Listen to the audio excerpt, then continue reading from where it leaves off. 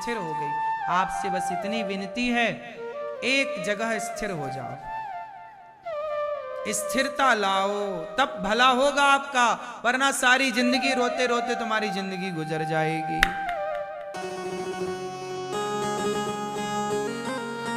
हाँ, रोते रोते ही निकल गई सारी जिंदगी, रोते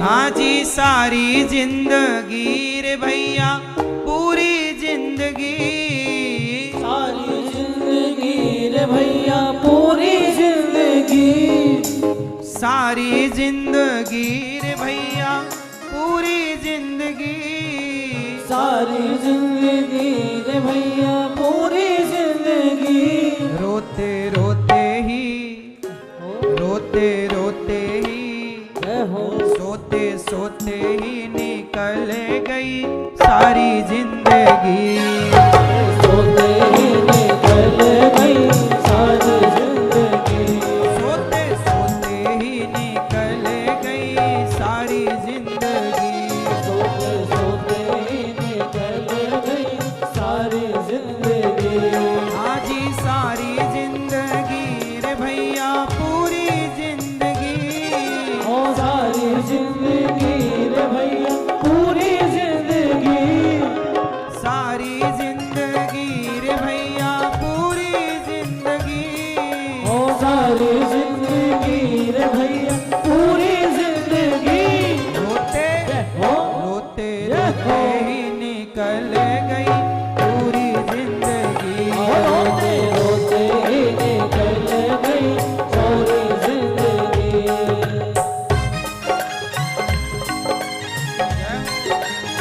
मैं चोर, बचपन बीता आई जवानी, हुआ नशे में चूर, हाँ बचपन बीता आई जवानी, हुआ नशे में चोर, बचपन बीता आई जवानी, हुआ नशे में चूर, अब काहे को भागे भैया तू ना खाने घूर, अब काहे को भागे भैया काहे चाटे धूर, खेल खेल जय हो, खेल कूद में निकल गई सारी जिंदगी, का नाम, बैठ बैठ कर तूने बिना लिया हरि का नाम, कभी भी तूने हरि का नाम नहीं लिया, कभी भी भगवान का चिंतन नहीं किया, खेल कूद में बचपन बीता यौवन पाबराया, खेल कूद में बचपन भी धीरे धीरे धीरे धीरे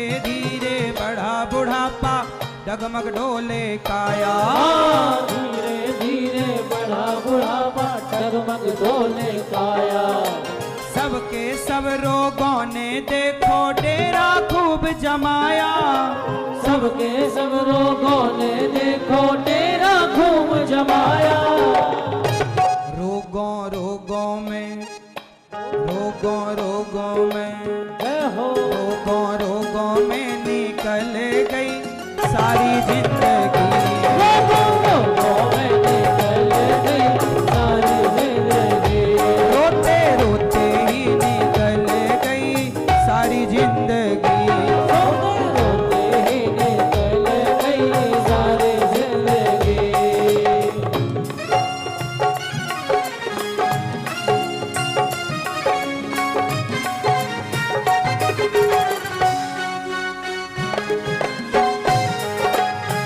जय हो,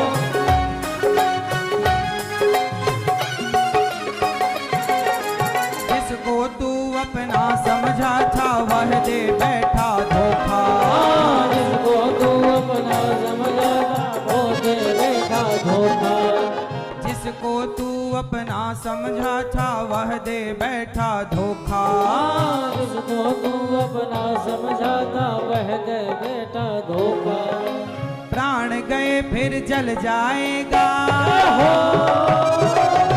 प्राण गए फिर जल जाएगा ये माटी का खोखा, प्राण गए पर जल जाएगा ये माटी का खोखा, खोखा ढोने में, खोखा ढोने में, खोखा ढोने में निकल गई सारी जिंदगी।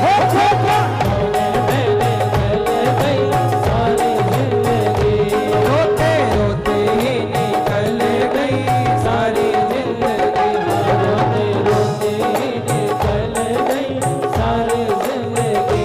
सोते सोते ही निकल गई सारी जिंदगी। सोते सोते ही निकल गई सारी जिंदगी। सोते सोते ही निकल गई सारी जिंदगी। सोते सोते ही निकल गई सारी जिंदगी। सोते सोते ही निकल गई सारी जिंदगी। सोते सोते ही निकल गई सारी जिंदगी। आजी सारी जिंदगी रे भैया पूरी जिंदगी। सारी जिंदगी रे भैया पूरी जिंदगी। आजी सारी जिंदगी रे भैया पूरी जिंदगी। सारी जिंदगी रे भैया पूरी जिंदगी। सोते सोते सोते सोते ही निकल गई सारी जिंदगी। सोते सोते ही निकल गई सारी जिंदगी। रोते रोते ही निकल गई सारी जिंदगी। सोते सोते ही निकल गई सारी जिंदगी। और बोझा ढोने में निकल गई सारी जिंदगी। रोने रोने में, सारी जिंदगी। सोने सोने में निकल गई सारी जिंदगी। और बची खुची निंदा चुगली में निकल गई सारी जिंदगी। और बची खुची लड़ते लड़ते ही निकल गई सारी जिंदगी। ये हाल है लोगों का। कुल मिला के कहना यही है,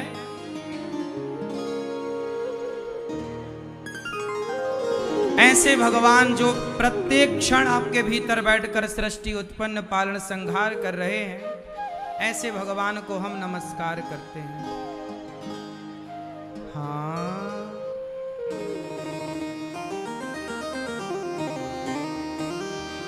यम प्रव्रजन्त मनुपेतमपेत कृत्यम द्वैपायनो विरह कातरया जुहाव पुत्रेति तन्मयतया तरवो विनेदुस् तम सर्वभूत हृदयं मुनिमानतोस्मि। यम श्री सुखदेव भगवान का प्राकट्य हुआ, जन्म लेते ही सन्यास लेने चले गए।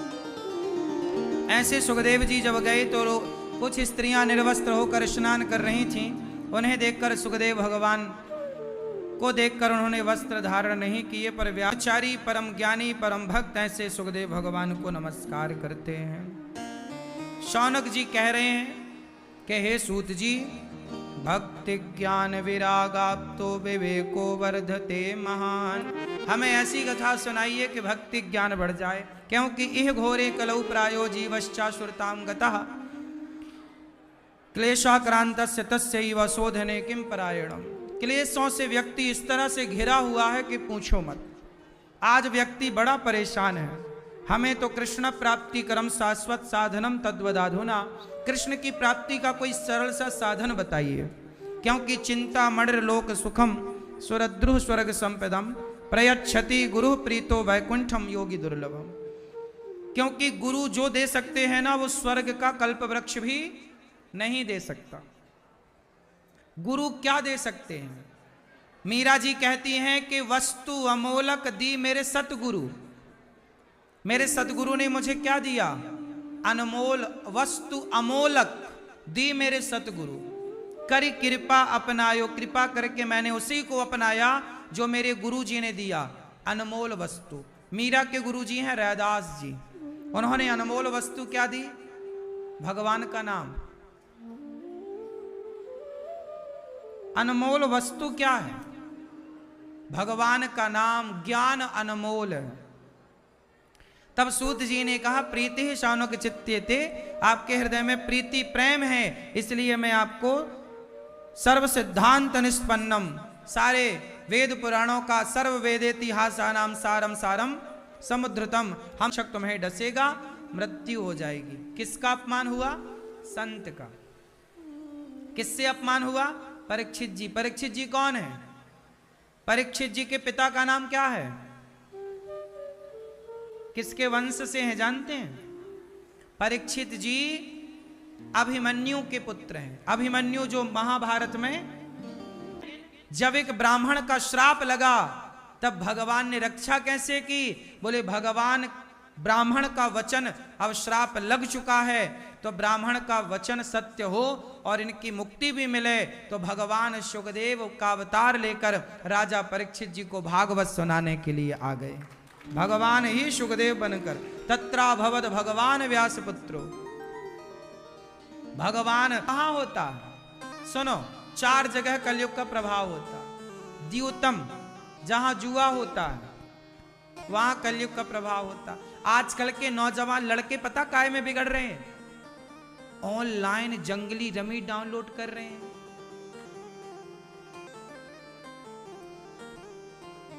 है ना?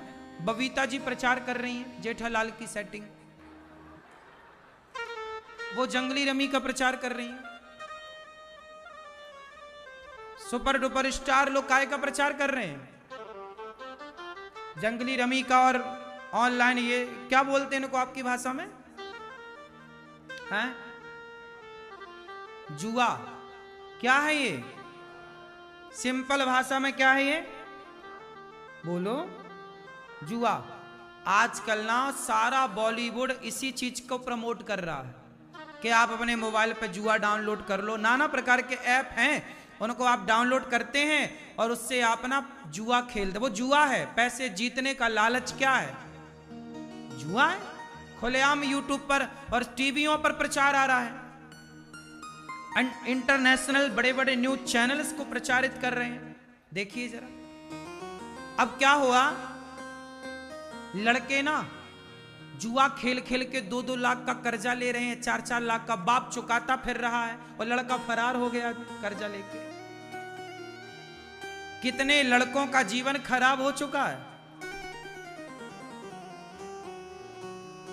एक मैया बोली, गुरुजी मेरा बेटा पैसे हार गया। कितने हार गया? बोले 90 लाख रुपए हार गया। बाप ने जीवन भर की जो कमाई इकट्ठी की, जोड़ा, बेटा ने सब उड़ा दिया।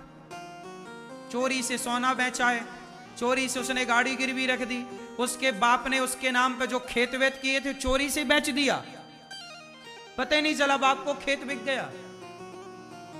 और क्या खेल रहा था? जुआ। इसलिए बच्चों इन ये कलयुग है।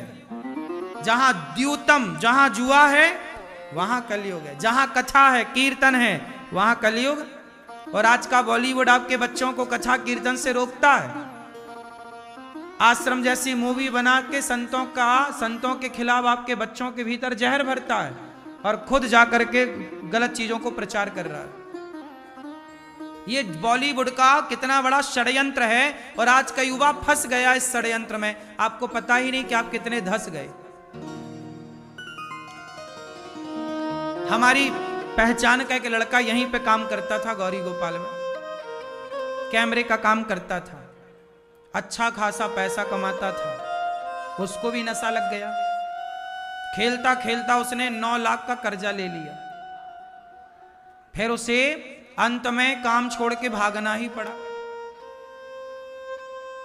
सैलरी अच्छी खासी मिल रही थी, अच्छा खासा कमा रहा था, खर्चे भी कम थे, पर पैसा कभी जीत गया ना, पहले वो क्या करता है, जिताता है पहले, ताकि 1 लाख रुपए जीत जाओ तो आपको लालच लगे कि यार इतनी बड़ी बड़ी कंपनियां जो करोड़ों प्रचार कर रही हैं तो मैं जिताने के लिए थोड़ी कर रही हैं। उसके बाप को पैसा भरना पड़ा, वो भाग गया। फिर बेचारा बाप, 2-4 एकड़ जमीन थी, वो 1 आध एकड़ बेचनी पड़ी ये औलादों के चक्कर में। हाँ या ना? और पूरे देश के नौजवान बिगड़ रहे हैं इस जुआ से। कितने लोग इस बात के साक्षी हैं? आप बताओ। अब बताओ, बॉलीवुड के खिलाफ आप लोगों को आवाज नहीं उठानी चाहिए कि तुम ये क्या प्रचार कर रहे हो?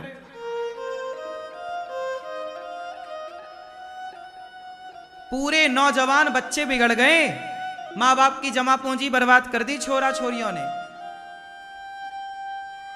लेकिन कोई एक शब्द बोलने को तैयार नहीं है। हम सरकार को भी जिम्मेदार ठहराते हैं। सरकार भी क्या जरूरत थी इन चीजों का प्रचार करने की, इजाजत देने की? सरकार क्यों नहीं बैन लगाती? ये ऑनलाइन जितने भी जुआ है, ऑनलाइन जितने भी गेम है, अच्छा गेम में भी पैसा लगता, मैंने सुना है। ऑनलाइन गेम, एक गेम बहुत पहले आया था, उससे बच्चे मरने लग गए थे। कौन सा गेम था? पबजी। मुझे एक बात बताओ, सरकार क्यों नहीं बैन लगाती इन ऑनलाइन गेमों में, ऑनलाइन ये जुआ में? काहे नहीं बैन लगाती? क्यों नहीं रोकती? आजकल ये साइबर क्राइम कितना बढ़ गया है, जिंदगी खराब हो रही है। मतलब खड़े खड़े आदमी बर्बाद हो जा रहा है। कुछ किसी से कुछ लड़ाई झगड़ा कुछ भी नहीं हुआ, पर खत्म है। सरकार को एक्शन लेना चाहिए। बच्चे बिगड़ रहे हैं। नशा इतना ज्यादा हमारे देश में बढ़ चुका है, पूछो। भारत में 100 में से 95 बच्चे नशा करते हैं। भारत के 100 में से 95 बच्चे क्या करते हैं? सिगरेट पीने का नशा, शराब पीने का नशा, जुआ खेलने का नशा और लिव इन में रहने का नशा। कैसे बचाओगे अपनी पीढ़ी को? और ये नशा करेंगे तो इनसे भारत का क्या विकास होगा? ये अपना विकास कर ना पाए तो क्या विकास करेंगे देश का? आप भी शराब पीते हो? क्यों पीते हो? कभी कभी। तो आपने शराब की कंपनियों को करोड़पति बनाया है, अरबपति, है ना? समझदारी है शराब पीना? आप क्या कहते हो शराब पीने वालों को, समझदार या बेवकूफ? क्या है बताओ, बताओ, बताओ। हम आपसे पूछ रहे हैं, क्यों बेवकूफ हैं? शराब पीने से पैसा बिगड़ता है, शरीर बिगड़ता है, और बोतल में लिखा रहता है शराब पीना स्वास्थ्य के लिए। जब बनाने वाली कंपनी ये कह रही है कि ये नुकसानदायक है, तो तुम जानकर पी रहे हो कि ये नुकसान देगी, फिर भी इससे बड़ा बेवकूफ कौन हो सकता है जो जानकर कैंसर ले रहा है, जानकर बीमारियां ले रहा है, पैसे से बीमारियां ले रहा है? इससे बड़ा बेवकूफ कौन है? लेकिन तुम उन बेवकूफों के चक्कर में तुम भी बेवकूफ बन गए। मुझे पीने का शौक नहीं, पीता हूं गम भुलाने को। बॉलीवुड ने प्रचार किया और आप लोग पीने लग गए। ये भी पीती हैं क्या? ये भी पीती हैं? नहीं, यही बस पीते हैं। सिगरेट भी पीते हैं? सिगरेट भी? हाँ, ये भी पीते हैं? क्या भैया तिलक ऐसा लगा, बड़े पंडित जी हो? नहीं नहीं, तिलक तो लगाना चाहिए, सिखा रखना चाहिए। भारतीय हो ना, भारत टाइप के लग रहे हो आप, अच्छे हो, लेकिन तंबाकू गुटखा और नहीं, पूजा कर रहे हैं अच्छी बात है, पर शराब ना पियो। शराब पीने से आपका क्या भला होगा? कोई भला किसका हुआ? शराब पीकर तुम्हारा क्या होगा? बर्बाद हो गए घर, तबाह हो गई जिंदगियां, बच्चे अनाथ हो गए शराब के चक्कर में, मांगों का सिंदूर समाप्त हो गया शराबों के चक्कर में। पूछ लो उन शराबियों की पत्नियों से कि वो नर्क का जीवन जी रही हैं कि नहीं। शराब पीने वाले की पत्नी की दुर्गति होती है, उस स्त्री से जाके कभी मिलना। लेकिन इन मूर्ख बॉलीवुड के लोगों को शंकर जी के दूध को क्यों चढ़ाया जाता है? शंकर जी पर दूध क्यों चढ़ाया जाता है? इस पर पूरी मूवी बना दी कि शंकर जी पर दूध ना चढ़ाओ, गरीबों में बांटो। हम सहमत हैं गरीबों में बांटने के लिए, पर मैं आपसे कहता हूं कि शराब पीने में पैसा क्यों लगाना? वो पैसा गरीबों में बांटो। इसके लिए मूवी क्यों नहीं बनाई? शराब पीने में पैसा क्यों बर्बाद करना है? वो पैसा गरीबों में बांटो ना, जो शराब पीने में खर्च हो रहा है। शराब का प्रचार करने में बॉलीवुड जितना खर्च कर रही है, सरकारें खर्च कर रही हैं। हमारे पता है आपको, नशा, सिगरेट, गुटखा और इन सबको ना पियो आप, इसके लिए सरकार भी बहुत सारा पैसा खर्च करती है प्रचार में कि सिगरेट पीना स्वास्थ्य के लिए हानिकारक है, शराब, इसके लिए भी सरकार इतना खर्च कर रही है। पूरा देश गंदा है गुटखे के कारण। पूरा देश में कहीं भी लोग खा के थूक देते हैं। इनके मुंह को ना सिल देना चाहिए और 4 छप्पड़ मार के उल्टा लटकाओ, मिर्ची का धुआं दो नालायकों को। पूरा देश गंदा कर रहे हैं, मूर्ख कहीं के। क्यों मेरी माँ? सही है, कहीं भी थूक देते हैं। इनको तो मैं उल्टा लटकाऊं, मिर्ची का धुआं दूं, लाल मिर्ची का।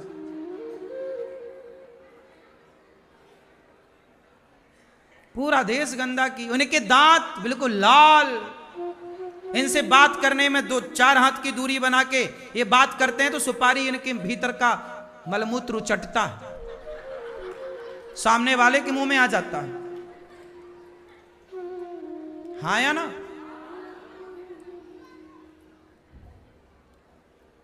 शराबी। अब सोचिए कि आप लोग बाजार में जाके वो खाते हैं दाल रोटी और बाजार का भोजन, और भोजन बनाने वाले जितने लोग होते हैं बाजार में, 5 स्टार होटल हो, ढाबा हो, होटलें हो, कोई भी हो, वहां जितने लोग बनाते हैं तुम्हारा भोजन, वो सारे गुटखा भरे रहते हैं। और गुटखा खाते खाते बनाते हैं, बोलते जाते, वो छींटे उचटते दाल में, उचटते हैं साग में। हाँ या ना? बोलो हाँ। और तुम खाते हो बढ़िया चाट चाट के, पूरा हाथ बड़ा अच्छा बनाया, बड़ा अच्छा बनाया। माँ के हाथ का तुम्हें स्वाद नहीं लग रहा है, माँ के हाथ का तुम्हें पसंद नहीं आ रहा है, पत्नी के हाथ का पसंद नहीं आ रहा है, और वहां जाके तुम पसीने वाला खा रहे हो। बोलो हाँ। शर्म भी नहीं आती लोगों को। ढीठ हो गए हैं, ढीठ।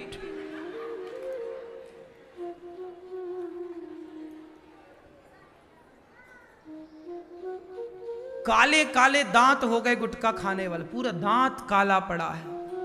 हंसे तो ऐसा लगता है राक्षस हंस रहा है, फिर भी खाए जा रहे हैं। पता नहीं कितनी बार समझाएं, कैसे समझाएं। क्यों भैया, बात सही है? इसलिए कहता हूं कि कलयुग का पहला ठिकाना जुआ। जहां पर क्या होता है, इसलिए जहां जुआ है बचाओ बच्चों को। मोबाइल में गलत चीज बिल्कुल नहीं डाउनलोड करने का, वरना खत्म सब। द्यूतम पानम, कलयुग का दूसरा ठिकाना शराब। ए भैया, कलयुग का दूसरा ठिकाना क्या है? जहां शराब वहां कलयुग, जहां जुआ वहां कलयुग। कलयुग का तीसरा ठिकाना स्त्रियां, चरित्रहीनता। आजकल आदमी खा रहा है मांस, पी रहा है शराब, और अपनी पत्नी को छोड़ के पड़ोसन के संग ठुमके लगा रहा है।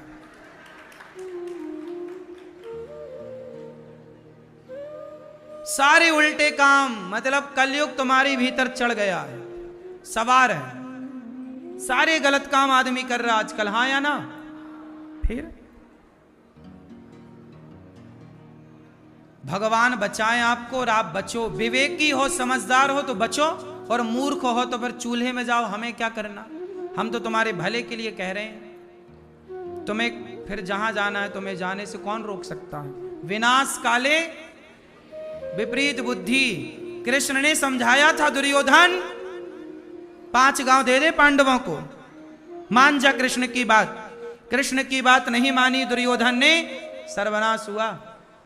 हमारी बात मान लो, तुम्हारा भला होगा। गुटखा ना खाओ, शराब ना पियो, मांस ना खाओ, पराई स्त्री के चक्कर से बचो, वरना सर्वनाश होगा। क्यों? आपका चक्कर वक्कर तो नहीं किसी पड़ोसन से? सही है, फिर बढ़िया। आपका छोरा, आपका नहीं कोई सेटिंग वेटिंग? है?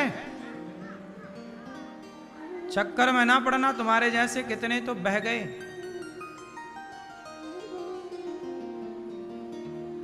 आप लोगों का है?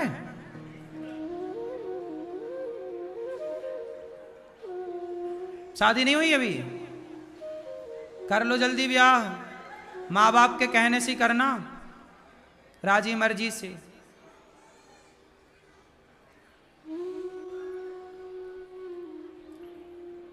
रावण जैसे लंकापति ना बचे साहब पराई औरत के चक्कर में। तुम किस खेत की मूली हो? सही है?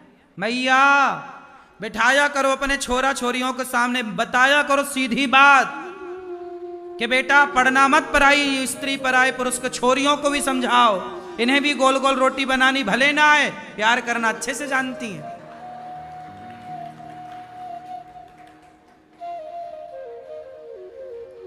पूरा देश, अब कुछ परसेंट छोड़ दो तो पूरा देश ही अब क्या बताएं चरित्रहीन सा होता जा रहा है। हमारा देश, हमारे देश की पूंजी ही चरित्र है, हमारे देश की धरोहर ही चरित्र है। इसलिए हमारे यहां पढ़ी जाती है रामचरित्र मानस। क्या पढ़ा जाता है? हमारे यहां पढ़ा ही चरित्र जाता है। किसका चरित्र? राम चरित्र। क्या पढ़ा जाता है? हमारे यहां पढ़ाई किसकी है? चरित्र की। लेकिन जिस देश में पढ़ाई चरित्र की हो, कैरेक्टर की हो, वही देश, वही के लोग यदि चरित्रहीन हो जाएं तो इससे बड़ा दुख क्या हो सकता है? तुम चरित्रहीन हो गए तो तुमसे इस देश का क्या भला होगा? इस देश का भला चरित्रहीनों ने नहीं, चरित्रवानों ने देश का भला किया। देश के बारे में सोचना है तो चरित्रवान बनो। एक अच्छा राष्ट्र वही विकसित कर सकता है, एक अच्छे राष्ट्र का वही निर्माण कर सकता है जो राजा, जो व्यक्ति चरित्रवान हो। एक अच्छे परिवार की स्थापना वही कर सकता है जो व्यक्ति, बोलो, चरित्रवान हो। अपने बेटा बेटियों को सामने बिठाओ, पढ़ाओ, चरित्र का ज्ञान दो, वरना तुम्हारी बेटी बेटा आज पढ़ने जाते हैं, पढ़ाई लिखाई कम होती है, इलू इलू चालू हो जाता है उनका। हाँ या ना? पूछ लो अपने खुद बेटा बेटियों से, पूछो कि बेटा तुम्हारे स्कूल में क्या चला, वो खुद बताएंगे। आजकल लड़कियों को सब पता है। इसलिए इस गंदगी से बचो। सारी गंदगी की जड़ है बॉलीवुड। यही सारी ऐसी अश्लील पिक्चरें बना बना के तुम्हारी बहन बेटियों को भी वही नशा लग गया है कि हम भी वैसे ही नाचेंगे, अब हम भी वैसे ही कम कपड़े पहनेंगे, हम भी फटे फटे कपड़े पहनेंगे। अब ये समझ नहीं रही है कि वो तो खुलेआम उसका धंधा ही है शरीर दिखाना। तुम तो एक मान मर्यादा वाली लड़की हो, तुम तो एक प्रतिष्ठित घर की लड़की हो, तुम अपनी तुलना उन नालायकों से काहे कर रही हो? वो तो पैसे के लिए सब करने को तैयार हैं। बॉलीवुड में तो ऐसे लोग हैं, वो कहती हैं वहां की लड़कियां, वहां की स्त्रियां कि भाई पैसे दो हमें ले जाओ। वो तो पैसे में बिकाऊ लोग हैं ना। तुम 1,00,000 2 लाख दे दो तो ले आओ खरीद के उनको, क्या वो तो तुम्हारे घर आ जाएंगी।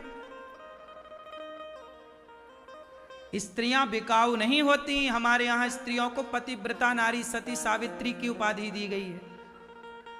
जो बिक जाए वो काहे की स्त्री, वो तो वैश्या है। इसलिए मेरी मां अपनी बेटियों को बताओ कि बॉलीवुड का रोग ना लाओ। उन लोगों से आपकी बेटियां लाख गुनी अच्छी हैं। आपकी बेटियां अच्छी हैं। आपकी बेटियां इज्जतदार घर की बेटियां हैं। आपका इज्जत है, समाज में नाम है। वो तो पैसे में बिकाऊ लोग हैं, उनकी क्या तुलना करना। हाँ या ना? आज बॉलीवुड की कौन है ऐसा जो पैसे से तुम्हें ना मिल जाए? किसी का रेट कम है, किसी का रेट ज्यादा है, दे दो रेट मिल जाएगी। क्या चाहिए तुम्हें? उनसे अपनी बेटियों की तुलना ना कराओ। ये समझाओ अपनी बेटियों को, बेटी तुम चरित्रवान बेटी हो, हमारी समाज में इज्जत है, नाम है। उनसे तुलना क्या करना मेरी मां। बताओ, क्या सावित्री, क्या सती की तुलना, क्या एक सती की तुलना वैश्या से हो सकती है? बोलो। फिर आजकल की युवा पीढ़ी किसे देख रही है? उन्हें देख रही है जिनका चरित्र ही नहीं है। जब तुम चरित्रहीन लोगों को देखोगे तो तुम भी चरित्रहीन ही तो बनोगे। इसलिए कहता हूं, राम को देखो, राम के बारे में पढ़ो, तो राम जैसा चरित्रवान आप बनेंगे, आपका चरित्र का निर्माण होगा।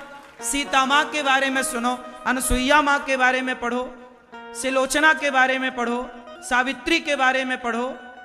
हमारे देश में तमाम पतिव्रता नारियां भाई, झांसी की रानी के बारे में पढ़ो। हमारे देश में कितनी स्त्रियां हैं, चरित्रवान हैं, अच्छी हैं। जीजाबाई के बारे में पढ़ो, वीर शिवाजी की मां के बारे में जानो, अच्छी माता मदालसा के बारे में पढ़ो, माता मदालसा की कथा सुनो। रानी दुर्गावती बाई के बारे में पढ़ो, रानी दुर्गावती बाई के बारे में सुनो। माता कुंती के बारे में पढ़ो, द्रौपदी के बारे में पढ़ो। हमारे यहां कोई कमी है अच्छी नारियों की कि तुम उन लोगों को देखती हो? जब उनको देखोगी तुम भी वैसी बन जाओगी ना। हमें रावण के बारे में नहीं, राम के बारे में जानना चाहिए। इसलिए इस गंदगी से यदि आप बचाना चाहें तो बचाइए, वरना ये सारी पीढ़ी इस गंदगी में जा रही है। और जिम्मेदार आप लोग होंगे जब आपकी बेटी बिगड़ जाएगी तो।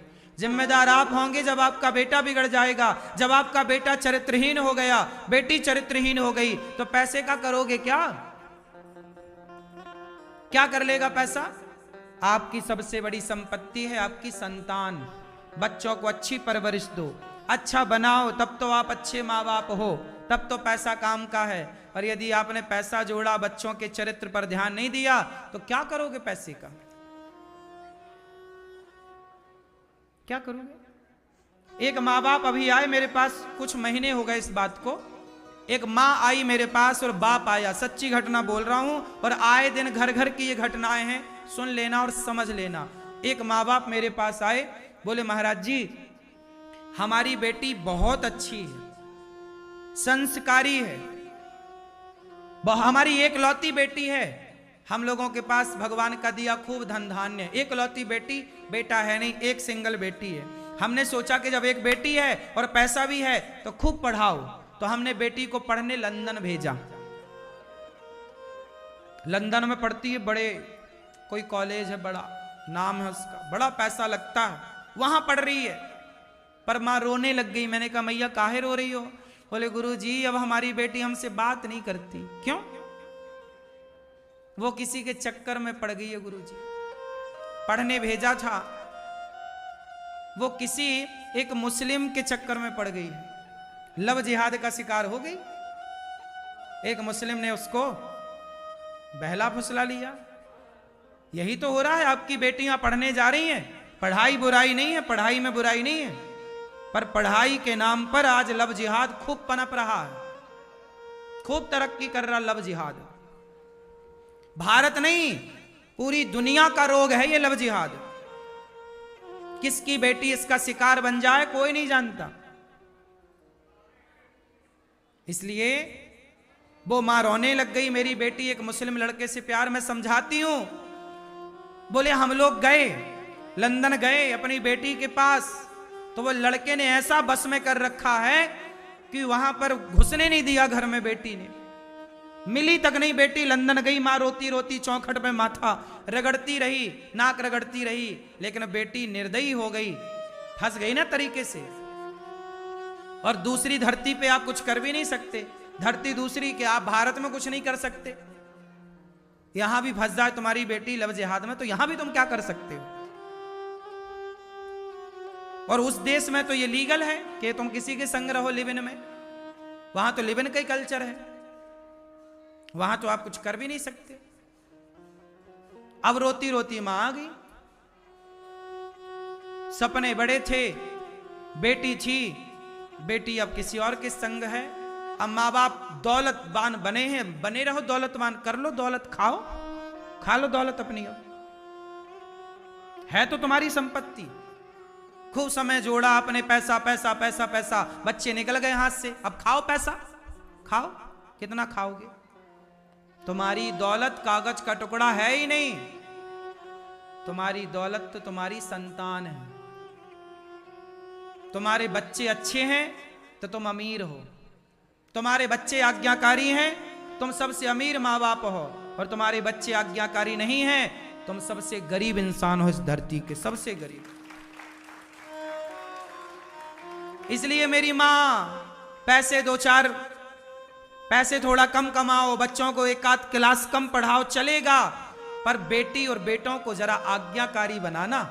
ऐसा तो बनाना कि बुढ़ापे में तुम्हें गिलास भर सम्मान से पानी दें और सम्मान से 2 रोटियां देते रहें, तुम्हें लात मार के ना निकाल दें घर से, तुम जाओ तो दरवाजे बंद ना कर लें।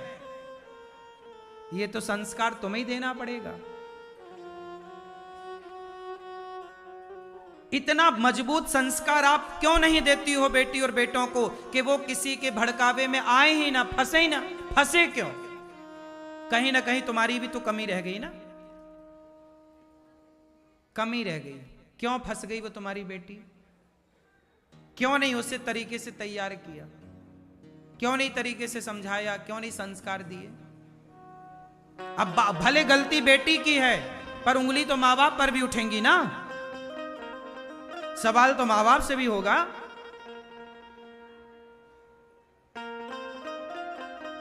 इसलिए कहता हूं, आप बताओ पैसा कीमती है कि संतान कीमती है? बोलो बोलो।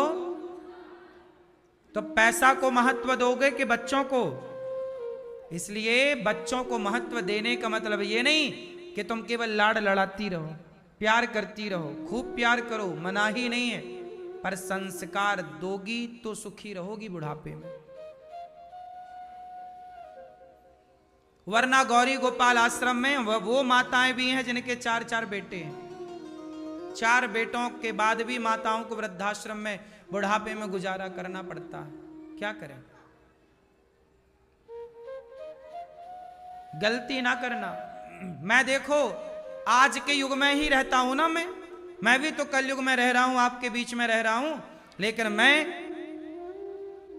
उन माताओं के पांव दबाता हूं जिन माताओं से मेरा कोई खून का रिश्ता नहीं, मेरा कोई उन माओं से कोई लेना देना, लेकिन फिर भी उन माओं को रहने के लिए ओढ़ने को कंबल, बिछाने को गद्दा, दवाई गोली, समय से रात्रि का दूध, समय से भोजन। कोई माँ बिस्तर पर मलमूत्र करती है तो उनके लिए मैं एक वहाँ स्त्रियों को रखा हूँ, कार्यकर्ता बहनों को, कि तुम माँ को नहलाओ धुलाओ, इनके कपड़े साफ करो, साफ सुथरी रहना चाहिए माँ। बिस्तर में मलमूत्र हो रहा है तो उनका भी ख्याल रखो। जबकि मेरा उन माँओं से कोई रिश्ता, और मैं उन माताओं से पैसे भी नहीं लेता कि पैसे के लालच में करूं। ये मेरी इंसानियत है। क्यों?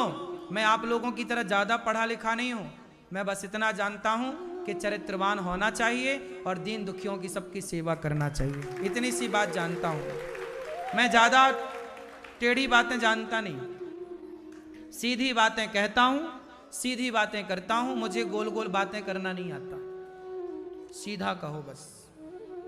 मैं गलत को गलत कह देता हूं, सही को सही। सीधी सादी जिंदगी है मेरी, कोई तिगड़म नहीं खेलता, मैं ज्यादा चतुर नहीं हूं, मैं मेरे को चतुराई आती ही नहीं। पांव दबाना आता है, माताओं की सेवा करता हूं बस।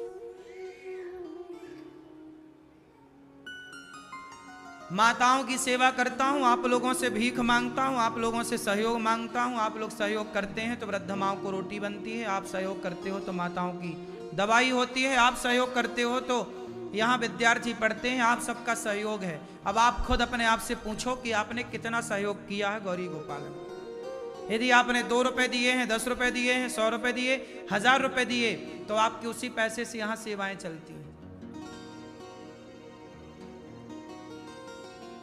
और ये दास अनिरुद्ध कम पढ़ा लिखा है इसलिए सेवा कर रहा है, तुम्हारी तरह ज्यादा पढ़ लिख गए होते तो सेवा ना होती, फिर हम भी तुम्हारी तरह पढ़ लिख के शराब की बोतलें खोल रहे होते। वो तो अच्छा है, भगवान ने बचाया हमें, पढ़ाई लिखाई से ज्यादा पढ़ाया नहीं, क्योंकि आजकल बेटियां पढ़ने ही तो जाती हैं, वो लड़की पढ़ने ही तो गई थी, आजकल लड़का पढ़ने जाए, बंबई जाओ, समुद्र के किनारे शाम को 5 बजे चले जाना, हजारों लड़का लड़की मधुमक्खी की तरह चिपके बैठे। हाँ या ना? कौन है ये लड़कियां, कौन है ये लड़के? वही जिनके लिए माँ बाप दिन रात मेहनत कर करके ना, मैया दूसरे के घर में बर्तन धुल रही है कि मेरी बेटी पढ़ ले बड़े कॉलेज में, और बेटी पढ़ क्या रही है वहां, वो प्यार प्यार खेल रही है। आजकल की औलादें भी तो अपने माँ बाप को धोखा दे रही हैं। ईमानदार तो आजकल की औलाद भी नहीं है। माँ बाप बेचारे कमा तो रहे हैं, दिन रात कमा रहे हैं, दिन रात ओवर टाइम बाप कर रहा काम, चप्पल घिस गई बेचारे बाप की, फटा कपड़ा पहनता कि मेरी बेटी पढ़ जाए, कलेक्टर बन जाए, ये बन जाए, वो बन जाए, मेरा बेटा पढ़ जाए, नाम रोशन करे। पर बेटा पढ़ कहां रहा, वहां चिपका पड़ा है। कौन है ये लड़के? पूरे देश का ये घटना बोल रहा हूं मैं, बंबई नहीं, पूरे भारत के बड़े बड़े शहरों में जाइए, लड़का लड़कियों को जाके देख लीजिए, यही चल रहा है आजकल। हाँ या ना? किसके बच्चे हैं ये? आप लोगों के बच्चे हैं, उन माँ बाप के बच्चे हैं जो मेहनत करके पढ़ाने भेज रहे हैं। धोखेबाज तो औलाद भी बन गई ना साहब आजकल। क्यों बन गई? तुमने सत्संग से जोड़ा ही नहीं। सारे बच्चे बुरे नहीं हैं, पर 95% रेशो है इस चीज का आज के युग में। बोलो हाँ कि ना? फिर क्या होगा भी इन बच्चों से? कैसे देश का निर्माण होगा? कौन सा देश बनेगा? ये खुद चरित्रहीन हो के क्या बना लेंगे? तुम इतने चरित्र, तुम्हें मजाक लग रहा है, हल्के में ले रहे हो। ये देश चरित्रवानों का रहा है। ये देश इतने 700 साल तक गुलाम रहा। अंग्रेजों ने 200 साल, मुगलों ने 500 साल, और 20 के पहले कितनी गुलामी हमने देखी, लेकिन फिर भी सनातन यदि जिंदा है केवल इसलिए कि इस देश में चरित्रवान लोग थे, इसलिए जिंदा है। चरित्रहीन होते तो कब का बिक गया होता। तलवारें रखी थी गर्दनों पर, कहा था कि तलवार है मार दूंगा, धर्म छोड़ दो, लेकिन धर्म नहीं छोड़ा। हमारी देश की लड़कियों ने, रानियों ने लड़ाइयां लड़ी हैं। वो आग में कूद गई, जौहर कर लिया माता पद्मावती ने, पर खिलजी को टच नहीं करने दिया अपने शरीर को। हाँ या ना? और आजकल लड़कियां खुद लव जिहाद का शिकार हो रही हैं। एक वो पद्मावती है जो मुस्लिम को एक टच नहीं करने दिया, अपने आप को जल करके राख हो गई, और ये खुद जा रही हैं कि हमें छुओ।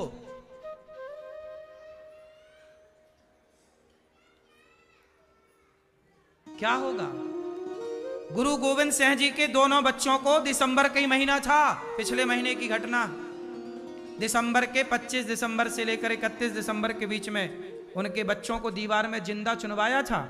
गुरु गोविंद सिंह के बच्चों को क्या बोला था मुगलों ने? 5 साल का बेटा था, 8 साल का, 7 साल का बच्चा था, कहा तलवार है गर्दन में, मार दूंगा, धर्म बदल लो। 5 साल के बच्चों ने धर्म नहीं बदला, मर गए, दीवार पे चुनवा दिया, शहीद हो गए, धर्म नहीं छोड़ा। ये देश है, स्वधर्मे निधनम श्रेयः परधर्मो भयावह। मर गए, धर्म नहीं छोड़ा। और आजकल आदमी हमारे देश में 1000 रुपया के लिए धर्म परिवर्तन कर लेता। धर्मांतरण हो रहा है इस देश में खूब खींच के तरीके से। 1000-2000 रुपया का लालच दो, आदमी धर्म छोड़ देता है। ऐसा सोचिए कि जब संतान, तुम्हारी औलादें 1000-2000 में धर्म छोड़ेगी, तो फिर सनातन धर्मी रहेगा कौन? ये तो धर्म इसलिए बच गया क्योंकि मर गए, पर धर्म नहीं छोड़ा, इसलिए बच गया। अब तो आदमी पैसे में बदल रहा है। हाँ या ना?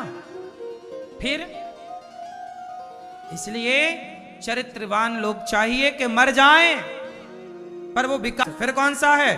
वानप्रस्थ। फिर कौन सा है? सन्यास। तो पहले क्या था? सारे लोग ब्रह्मचर्य का पालन करते थे, और ब्रह्मचर्य का पालन, उनकी सारी शक्ति, सारी एनर्जी भीतर होती थी। अब वो शक्ति से जब जाके वो गर्भाधान होता था, तो पूरी शक्ति, उच्च कोटि का जो तेज था, वह नारी के गर्भ में जाता था। आजकल क्या है? लड़के पहले ही विवाह के पहले ना जाने कितनी स्त्रियों के संग रह लेते हैं, तो उनका जो ब्रह्मचर्य है वो तो नष्ट हो जाता है। उस ब्रह्मचर्य से ही, उस पानी की बूंद से ही बच्चे का निर्माण होता है। जब वो पहला ही कमजोर पड़ गया आपका ब्रह्मचर्य, तो कमजोर ब्रह्मचर्य से कमजोर बीज होगा तो फसल कैसी आएगी? इसलिए पहले के लोग ब्रह्मचारी थे, ब्रह्मचारी थे, शक्ति थी। किसान जब खेत में बीज बोता है तो बढ़िया से बढ़िया बीज लाता है। बोलो हाँ। यदि घुना हुआ बीज बो दे किसान तो फसल होगी? बोलो, घुना हुआ, घुन जानते हो? घुन गेहूं में क्या लग जाता है? घुन। चने में क्या लग जाता है? यदि घुना हुआ बीज हो तो फसल अच्छी आएगी? हाँ, परफेक्ट बीज हो तो फसल बढ़िया किसान की। उसी तरह आप जितने ब्रह्मचारी होंगे, जितनी अच्छी आपके भीतर ब्रह्मचर्य की शक्ति होगी, उतनी श्रेष्ठ विचारधारा की श्रेष्ठ तेजस्वी संतान होगी। अब तुम पहले ही ब्रह्मचर्य बिगाड़ चुके हो, 17 लोगों के संग रह चुके हो, पानी की तरह तुम्हारा ब्रह्मचर्य बह चुका है, बचा क्या? उससे क्या संतान होगी? ऐसी होगी? उससे तुम कैसी संतान की? वो फिर वो संतान भी तुम्हारी देख लेना कैसी होती है। हमारे यहां ब्रह्मचर्य आश्रम, हाँ 39 ईयर, इस उम्र में स्वामी विवेकानंद जी चले गए। इतना ब्रह्मचर्य, इतना तेज, उत्तम कोटि की मृत्यु।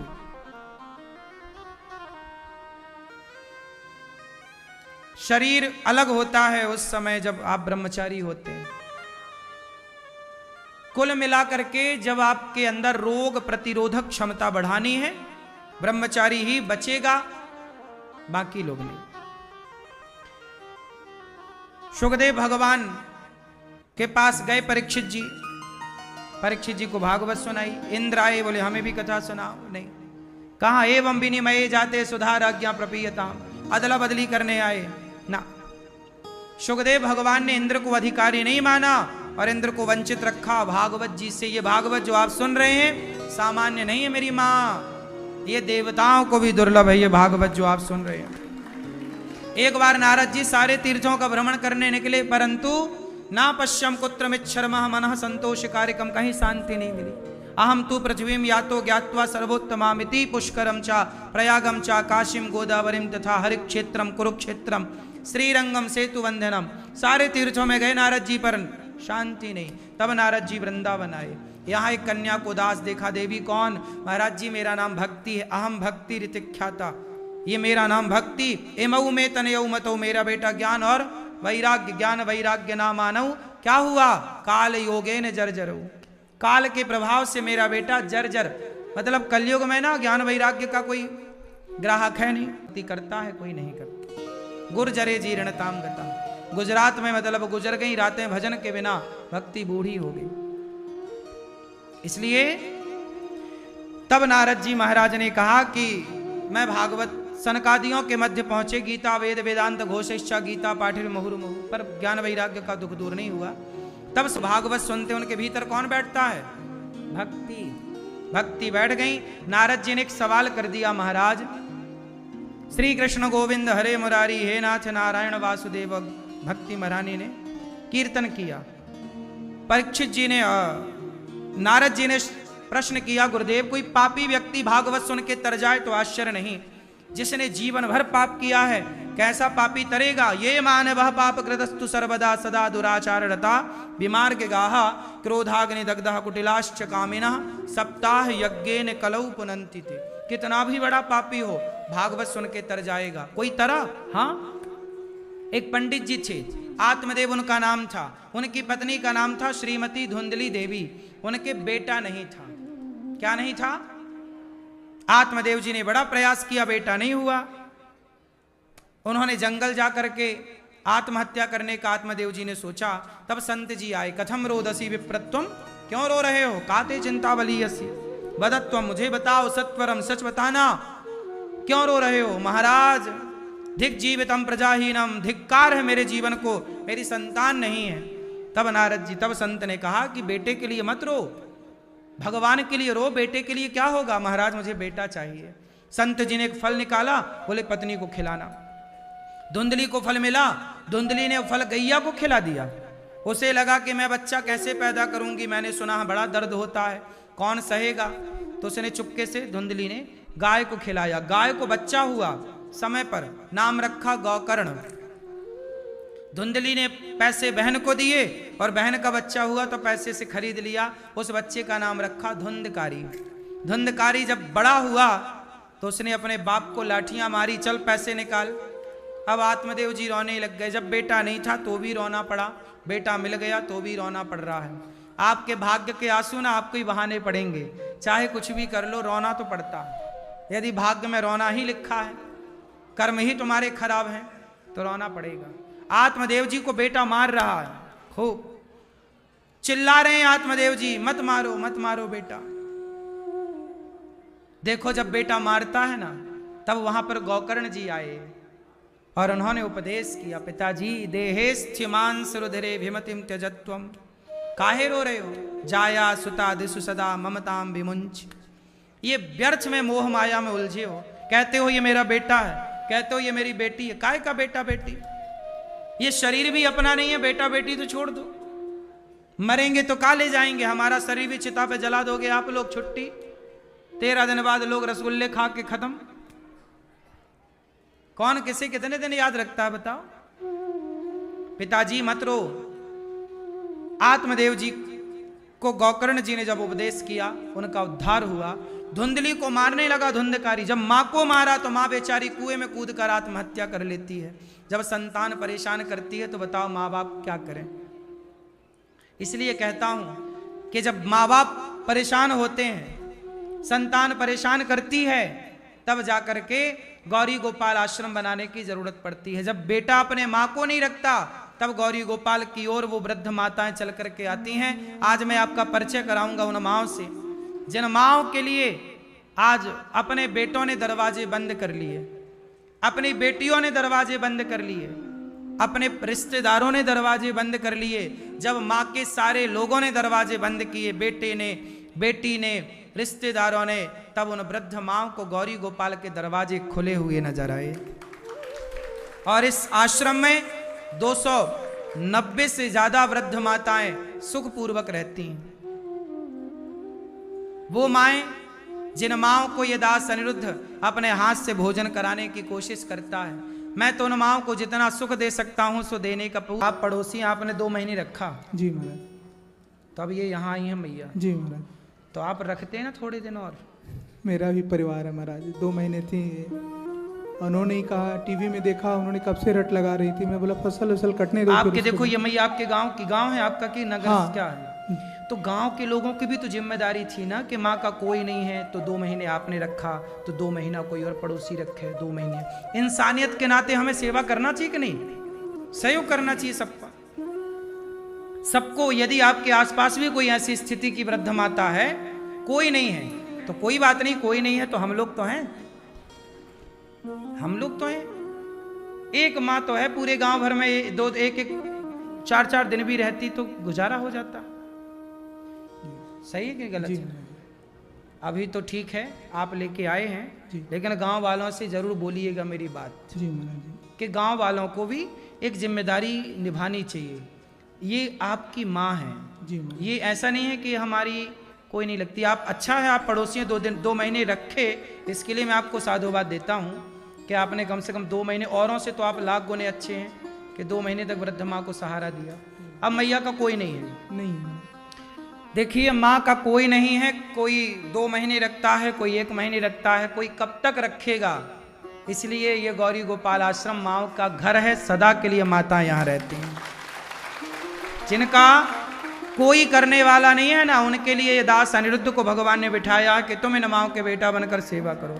अब इन माँ की पूरी दवाई, उनका रहना खाना, आप ही समझते हैं कि जब एक व्यक्ति रहता है तो उसको सब कुछ लगता है।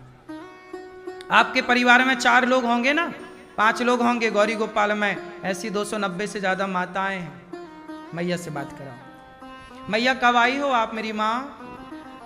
कब आए? आज 15 दिन हो गई थी। कब आई? आज 15 दिन हो गया। 15 दिन हो गए। हाँ, यहाँ वहाँ रहते थे। तो आपको यहाँ गौरी गोपाल में रहने के लिए कोई पैसे तो नहीं लिए हमने? नहीं, कहाँ पाएंगे? हैं? नहीं दिया है। आप जी पड़ोसी हैं, कोई पैसे तो नहीं लिए गए यहाँ माताओं को रहने के लिए? किसी ने नहीं लिया महाराज, बहुत सहयोग किया, आपके सारे जो हैं सदस्य हैं बहुत सहयोग किया महाराज। ठीक है। अब ये माँ बताइए जरूरतमंद है या नहीं, आप लोग बताओ। इनकी जरूरत कौन पूरी करेगा? ये माँ से तो हम पैसे लेते ही नहीं हैं। आप लोग यदि देने लायक हो तो आप बनो इन माओ के बेटा, और हमारी और आपकी इंसानियत तो जिंदा है। आओ मैया बाप यहीं रहना, मेरी माँ ये बेटा आपका निरुद्ध, और हम सब आपके बेटा बेटी बनकर सेवा करेंगे। आओ, कुछ भक्तों ने सहयोग किया है, नाम सुनते हैं ऐसे दानवीर महापुरुषों के। और आपको लायक बनाया है तो मुट्ठी भर नमक ही सही, वृद्ध माओं के भोजन में नमक का सहयोग ही कर सको तो करना। संतों के लिए अन्य क्षेत्र के सहयोग एक मुट्ठी नमक ही सही कर सकते हो तो करना, पर करना जरूर। नाम सुनते हैं दानवीर महापुरुषों के। श्री राधे। बड़ी सुंदर पावन कथा पूज्य सतगुरुदेव भगवान श्रवण कराना। एक बार जोरदार तालियां पूज्य टेंडर पाइएगा, प्राप्त कर लीजिएगा। भगवान की कृपा से धुंधकारी भागवत सुना गौकर्ण जी के द्वारा, और गौकर्ण जी का उद्धार हुआ।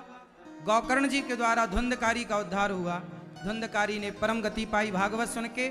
सनकादियों के मध्य भगवान प्रकट हुए और सनकादियों ने भगवत धाम ग्रहण किया। भगवान की कथा के बल पर श्रोता वक्ता का निरूपण हुआ। जन्माद्यस्य यतोऽन्वयादितरतश्चार्थे स्वभिज्ञः स्वराट् तेने ब्रह्म हृदय आदि कवये मुह्यन्ते यत्सूरया तेजो वारिमृदां यथा विनिमयो यत्र त्रिसर्गो मृषा धाम्ना स्वेन सदा निरस्तकुहकं सत्यं परम धीमहि। सत्य स्वरूप परमात्मा को नमस्कार करते हैं। कुंती वो ने भगवान से दुख मांगा, भगवान ने अपने आप को दिया। 7 दिन में मरने का श्राप लगा। भगवत धाम को गए पितामह भीष्म, और जैसे 7 दिन में मरना हो वो क्या करें। हाथ जोड़कर परीक्षित जी ने सवाल किया। आगे की चर्चा सुखदेव भगवान का पूजन करके प्रणाम किया परीक्षित जी ने। सुखदेव भगवान ने भागवत सुनाई, दोनों भगवत चिंतन में डूबे। आइए आगे की चर्चा कल सुनेंगे। आरती की ओर श्रीमन्नारायण चरणौ शरणं प्रपद्ये श्रीमते नारायणाय नमः। हरि ओम नमः। चंद्रमा मन सूर्यादश्चक्षो सूर्योजायतो श्रोत्राद्वायुष प्राणसमुखात् अग्निरजायत। मन में बसा कर गान करें छेड़ वीणता। वेद तेरी महिमा गाए संग करे ध्यान, नारद गुणगान करे छेड़ वीणता। भक्त तेरे द्वार करते हैं पुकार, भक्त तेरे द्वार करते हैं पुकार। दास अनिरुद्ध तेरी गाए आरती, मन में बसा कर तेरी मूर्ति उतार